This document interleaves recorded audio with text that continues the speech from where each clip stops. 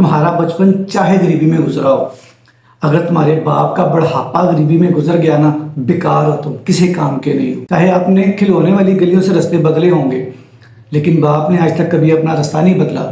آج آپ چاہے کچھ چیز خریدنے جاتے ہیں نا، تو پہلے دیکھتے ہیں قیمت کہ میری پہنچ میں ہے بھی کہ نہیں کر، مگر ایک ٹائم تھا جب باپ کے ساتھ ہوتے تھے نا، تو باپ نے کبھی قیمت نہیں دیکھی تھی، وہ کہتا تھا اسے پیک کر دو، میرے بیٹے کی پسند ہے۔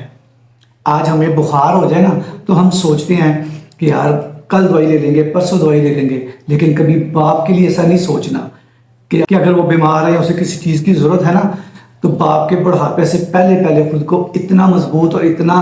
بنا لینا کہ باپ اگر کچھ مانگے یا کہے تو آپ کو یہ نہ سوچنا پڑے کہ میں کل کروں گا، بنا سوچے وہ اسی وقت ہونا چاہیے، جیسے آپ کا باپ کرتا تھا کہ بنا سوچے کہتا تھا کر دو، کیونکہ وہ آپ کو پیار کرتا تھا، اس وقت اس کا حق تھا آپ پہ۔ آج آپ کا حق ہے کہ جو وہ کہتا پورا کرو اس کو۔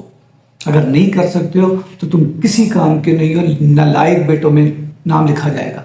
تو باپ کے بڑھاپا آنے سے پہلے خود کو اتنا کر لینا، اگر باپ کوئی چیز مانگے تو آپ کو سوچنا نہ پڑے۔